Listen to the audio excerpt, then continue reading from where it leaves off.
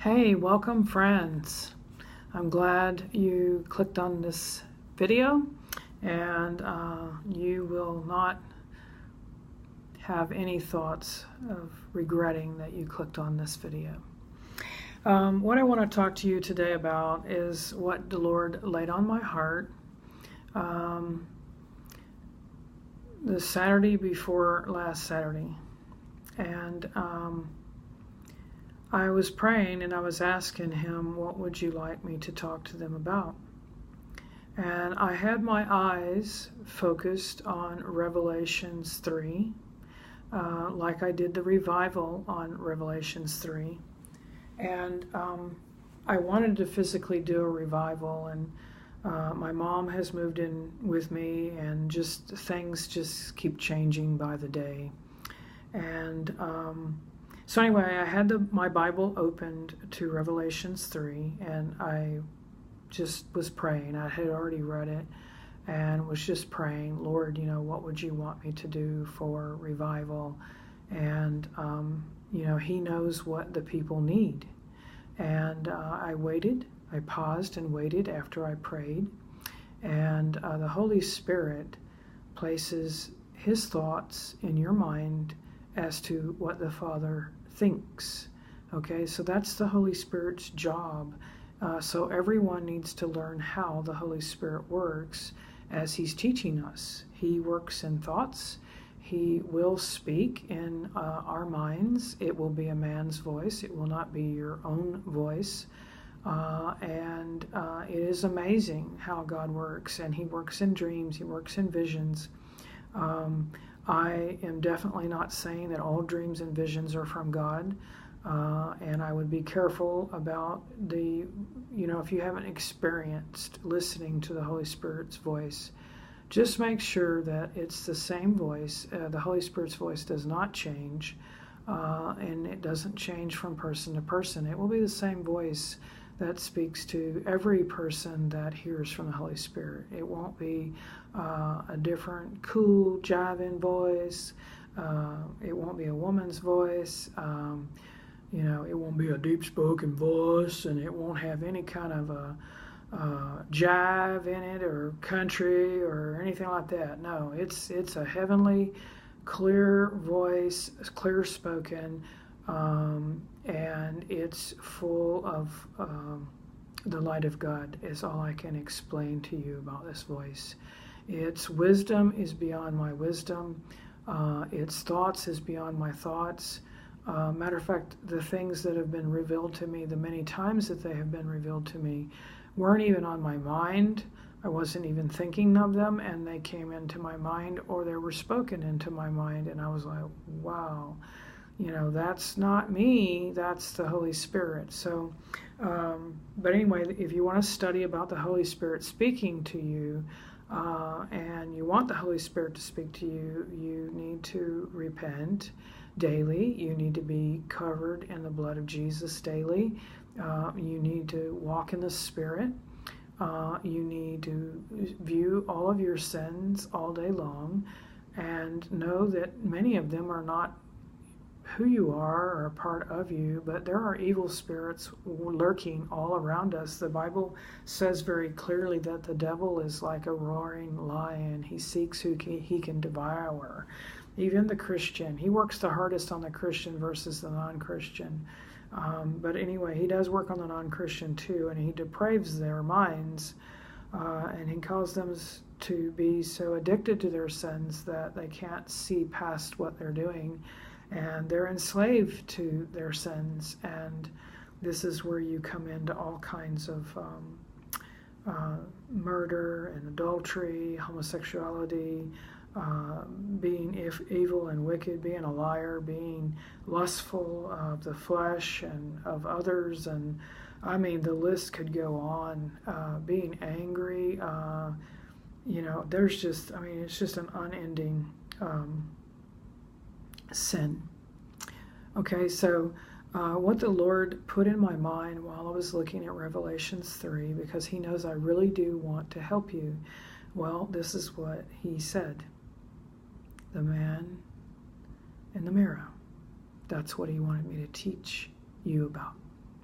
And so that's what my focus is to teach you about the man and the woman, the teenager, the young or the older person that looks in the mirror every day. What do you see, and what are you going to do about what you see? Don't walk away and forget about what you've seen, but what are you going to do about what you see? And are you serving God, or are you not serving God? And are you just living day-to-day life, going to work and coming home and doing house chores and things and doing nothing more? Sometimes we all need to do what God has shown me to do, and I need to evaluate what is important in my house and what is not important that can wait.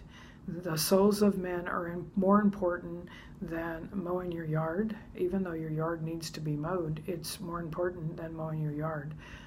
It's more important than organizing a closet that's been there for years and you're not going to do that much with it anyway, except for just take it all out, organize it, and put it all back. Did that take and give anyone life? Did that send anyone to heaven? No, it didn't.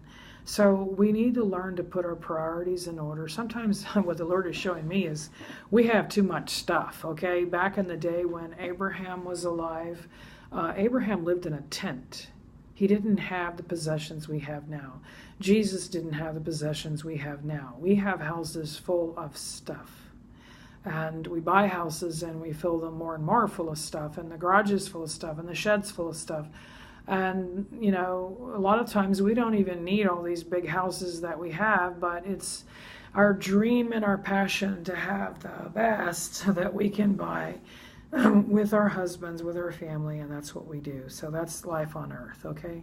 But now what God is wanting you to do is put aside everything for a day and just think about what's important to Him versus what's important to you, and don't be selfish. Commit your soul to Christ and lay aside all of your addictions, lay aside all your selfish wants and desires and your needs, and pay attention to what God wants and what God needs, and how people are dying and going to hell all around us. And if we, the Christians, don't get up and talk to them and tell them, their blood will be upon your head. I said that very clearly. Their blood will be upon your head if they're within a hand's distance of you and you don't minister to them. Their blood will be upon your head because you had opportunity. I'm not saying that you are perfect. Neither am I. I'm not perfect. I'm not good with speaking to a lot of people that are arrogant and they're bold to get up in your face and tell you there's no God and this. What you need to do is learn to have a ministry that will work for you, that can be for all people, and you can give it your 107% effort. Okay? The ministry is helping me. The ministry is helping you, helping Christ. And you can join me in the ministry that God had me start up. This is not my ministry. This is His ministry, guys. It's not mine. All these ship channels, they're all God's. They're not mine. All this information that He's given me, it's not mine. It's His. It's His living word. It's not mine. I don't own this word. It's His. I've committed my heart and soul to Him to help you. Now then, so this is what the Lord wants me to read. It's written in the book of James. I would highly suggest as a Bible study to read the book of James, somewhere in the book of James, at least once to 3 times a day. And its message it just really will touch the heart and soul. Also, 1 Peter, 2 Peter, there's such strong information in there. I believe that August is the month of the judgment of the church, because God did not show me a darkened church with a timer that went from 1 to 7 underneath the church. And by the way, 1 Peter 4:17 talks about the church being judged first. So God's writing a book of the rapture right now, and he knows who's working and who's not working, and who's just listening to videos on YouTube and they're not doing anything. I'm urging you, please stop that and pick up your pen and pick up your heart, pick up your prayer, get down on your knees and repent and get right before the Father and help me with this ministry. I give this ministry to you, and I commission you to get up and to just help me, and the Lord will forgive you just as quick as you repent. If you haven't been doing that all these months, he will forgive you. He's such a loving Father, and he knows that we're being constantly bombarded by evil spirits around us that get our mind off of what we should be doing. That's what the devil wants to work on, is the Christian. He doesn't want us to work together as a team. He wants to crush everything we try and do. So I want you to crush him back. Remember, in the garden, the snake's legs were taken away from him and his head could be bruised from that point on. Well, you need to crush his head, okay? Crush his head. Don't let him into your life. Don't let him smite down your ministry that the Lord wants you to do. So now then, let me read the scripture. It's in James 1. Verse 22 is where I'm going to start. All right, let me start in verse 21 because that is the Lord's number. 7 plus 7 plus 7 equals 21. It says, this is what we're all like before we really walk in the Spirit of Christ. We're all like this verse, Christian or non-Christian. We're all like this verse. So don't take it too hard, but it's from the Father and it is true.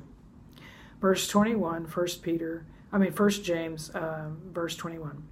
Therefore, putting aside all filthiness and all that remains of wickedness, in humility receive the word implanted, which is able to save your souls. Okay, so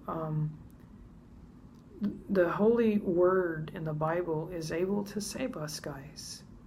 And love covers a multitude of sins. You must not forget that, okay? So when you do things out of love, your love to care for another will cover a multitude of sins. Okay, verse 22. But prove yourselves doers.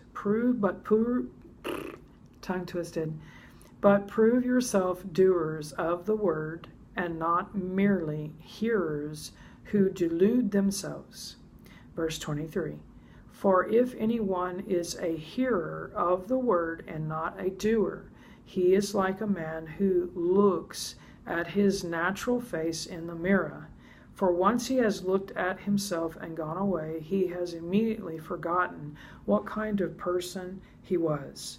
But one who looks intently at the perfect law, the law of liberty, in other words, mercy, grace, forgiveness, and you just humble yourself and get on your knees and say, Lord, I have committed a terrible sin against you, and all these months I've just not been doing what I should be doing, and I need to be repenting of them right now, and I am, and sprinkle my heart and mind clean, and my body even, cover me in the blood of Jesus, and help me to get up and get to work. It's not too late, okay? And you can work in your neighborhood, local churches around you, whether they're your church or someone else's church. It doesn't matter. You're reaching a soul by every note you can leave. Yes, notes are powerful ministries and they work. Stop believing that they don't work and start printing and put your money involved in this ministry. Go buy some paper. Go get it printed at Kinko's. FedEx Kinko's is everywhere. There's copying places. If you have library cards, every library just about throughout America has copier machines, and all the prints in the libraries that I know of here in Texas are 10 cents a copy. 20 cents for a two-sided copy. So do what you need to do. And if you have your own printer at home, yay, then go buy some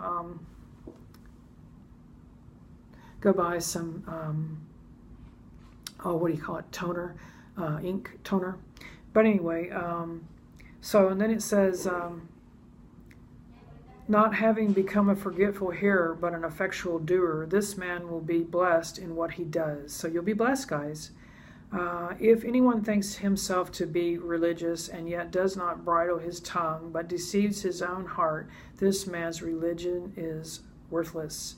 Verse 27, pure and undefiled religion in the sight of our God and Father is this, to visit orphans and widows in their distresses and to keep oneself unstained by the world. That means repenting of sins. Now then, my battery's about to die. I love you guys. Please continue to come to the next video, and share it with a friend. Text some friends. That could be part of your ministry. There's no printing involved there. Facebook, email, make phone calls. Get your church phone book out. Tell them about Nets of Hope. Get another girlfriend helping you with this ministry. Get another one of your brothers in Christ at your church to help you with the ministry. Team up. Okay, and they need to know about what's going to happen with Yellowstone and that this comet's coming. So Nets of Hope is a powerful ministry. It may not seem like it to you, but it is to me, because the Lord helped me to start it, and he told me his plans for me would open up after one winter season, and it definitely has, and it was all through the Holy Spirit and the stone white tablets that God showed me. I love you. Come to the next video as soon as you can and spread the word. And meanwhile, just stay busy for the Lord and repent and look past your imperfections and know that the Lord loves you and that he will forgive you quickly if you really mean it. Okay? So be doers of the word, and let's get up and let's get busy. I love you. Pray for me. I'm praying for you. And just be careful, because evil spirits are rising up in the Christian's home as well as in the church and in our families. And study Derek Prince on YouTube, that you might understand and learn how to deliver these evil spirits from your presence and rebuke them. I love you in Jesus' name. May the Lord be with you and help you.